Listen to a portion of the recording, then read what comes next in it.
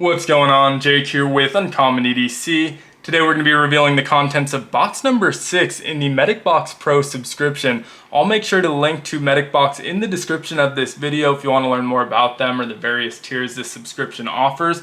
I also have a playlist dedicated to MedicBox. You can see all of the contents we've received so far for both the standard and pro subscriptions across the various videos. Definitely worth taking a look at if you're considering subscribing to this subscription.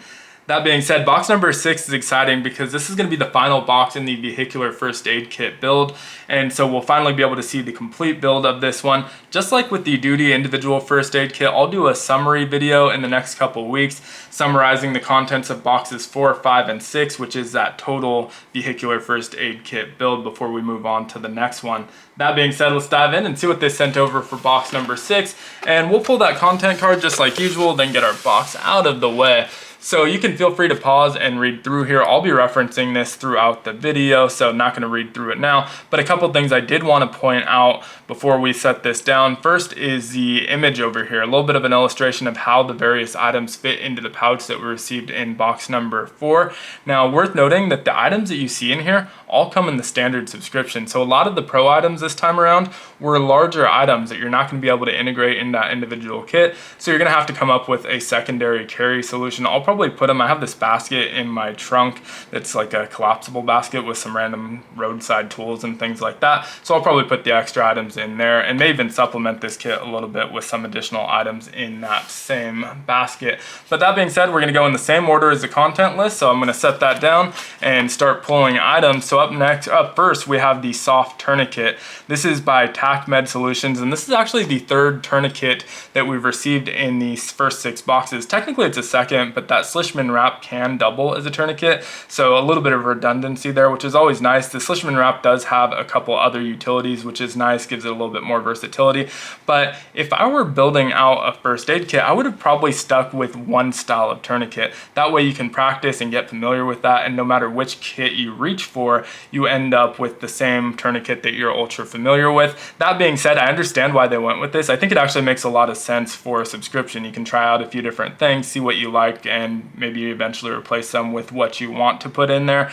And it also keeps it fresh. They don't want to be sending the same item over and over. So it does make a lot of sense. I'm glad that we're still getting tourniquets because each kit is going to need its own. And this one seems to be very well built. It's got a really nice high-vis orange strap and a nice metal tension bar. Feels very, very well built, like I said. And so definitely happy to be seeing this one in there. Up next, we have the SAM Splint. This is an 18-inch SAM Splint. You can see it's kind of ideal for arms. These can be trimmed down, and so you see there's inches on one side and centimeter measures on the other, so they can be trimmed down to fit children, adults. There's kind of one size fits all, and can even be used for other limbs as long as you have enough space for it, obviously. And so really useful item to have, something that we don't have in the previous kit, and also something that's perfect for a vehicular first aid kit because it is a bulkier item that maybe you don't want to carry around on your person, but in a vehicular first aid kit, you're a little bit less worried about space. Now, this isn't ultra heavy, so it's not going to weigh down the kit or anything like that. It's obviously just foam, so ultra lightweight, but it is a bulkier item that you wouldn't want to necessarily see in the EDC first aid kit, for example. And so that actually brings me to another point that I didn't even point out on the content list. I meant to. If we look at the bottom, we can see where we're at in the journey. I already mentioned we're rounding out the final of the vehicular first aid kit, so we're closing out phase 2. Next month we start EDC, and so EDC is an exciting category for me because obviously this is an EDC channel, so I'm just excited to see what they're going to build out. With EDC, you're expecting a smaller kit that you can carry on a daily basis on your person, so really excited to see what that build is, and that's going to start with box number 7 and wrap up with box number 9 before we move on to the home first aid kit. But back into this one. Up next, we have the CPR Pocket Mask. I removed all the plastic and just kept the carrying case because that's going to do a good enough job of keeping this all sanitary. Has this little lanyard on there so you can carry it around with you if you really wanted to. And then you just lift this tab in the back to open it up. And we have some gloves, an alcohol pad to clean it up after the fact, and a CPR mask with a one-way valve so you can push air in without worrying about bodily fluids like saliva, like blood, or really any other bodily fluids that you can imagine coming out the other direction. Now, the way I learned it is to focus on compressions, not even worry about the mouth to mouth until a true medical professional arrives. And so I probably won't get a lot of use out of this. It's still nice to have, especially if it's like a loved one and not just a stranger. Maybe you want to do a little bit more than you would, but I'm most likely just gonna stick with compressions in any of those type of scenarios. So not 100% sure I'll get use out of it. Still really nice to have, especially for people who are gonna be doing both decompressions and that mouth to mouth to keep those fluids from coming back at you. So the rest of the items in the standard really feel like they're rounding out the kit. So these aren't necessarily the most sexy or exciting items, but they're definitely essential items. So up first we have the control wrap. This is just a bandage, and you can see it has this little plastic break in here so you can put it on and apply it without worrying about it coming undone.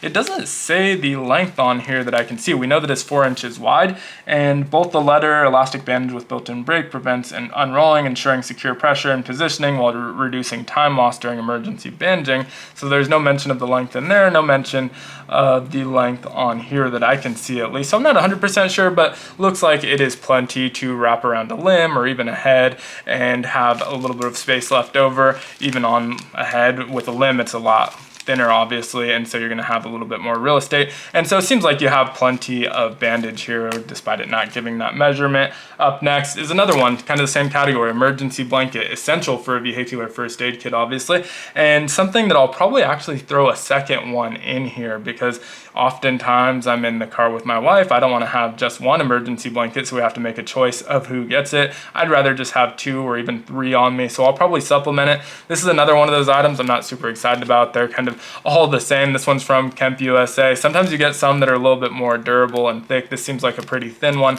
but gonna do the job, especially, you know, if you crash, you no longer have a heater, it's raining or snowing, it's cold out, you want to have something to keep you warm. So like I said, something I'll almost certainly be supplementing in this kit, but happy to get that one.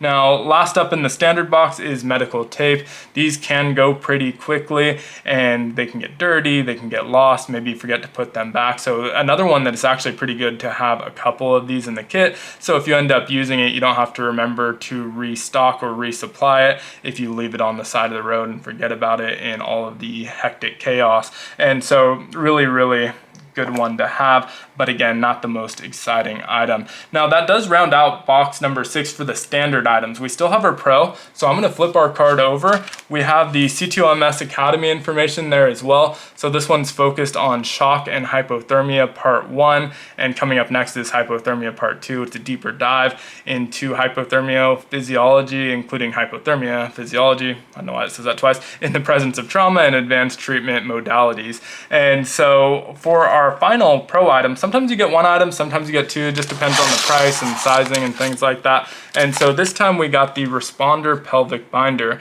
So it's a compact and efficient with a fast 3-step Velcro strapping system for easy application, adjustable, flame retardant, and vacuum packed for kits. It's antimicrobial, X-ray translucent, and made in the USA, suitable for various patient sizes and designed for quick response to pelvic injuries. So you can see this is a tactical black. One of the images is actually blue.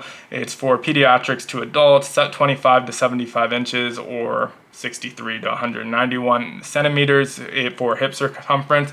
And this is one I don't really know how to use, so I have to educate myself. That's not a problem. I honestly think that's actually a good thing because if you're gonna take the time to learn how to use something like this, that's not something you have to carry with you. Skills and knowledge or something you just always have on you. They take up no room in the kit. And so it's good that it's kind of pushing me to learn kind of new things for some of these where I don't actually know how to utilize the equipment that you're getting. And even if you don't, sometimes someone that's a nurse or a doctor is the first person on scene before the ambulances or fire trucks arrive, and they do know how to use it. So even just having it on you, not knowing how to use it can sometimes be helpful, although obviously best if you kind of learn how to carry the gear you have. So it's not completely useless if there is no medical professionals around. Now, this one I think is a really good one for a vehicular first aid kit. I'm not sure how common pelvis injuries are in vehicular accidents. I would assume somewhat common for them to be including it. I know for like if you put your feet up on the dash or out the window like some people like to do, that's almost kind of asking for that pelvic injury in an event of a crash, unfortunately. But I know with motorcycles it's a very common thing because your hips are hugging that gas tank. So if you take take an impact right in the front, your first thing that's going to happen is you're going to slide forward onto that gas tank and end up with a traumatic pelvis injury. So definitely a good thing to have, and something that almost certainly could be very useful in the event that you're a witness to a crash and the first person on scene to help them out.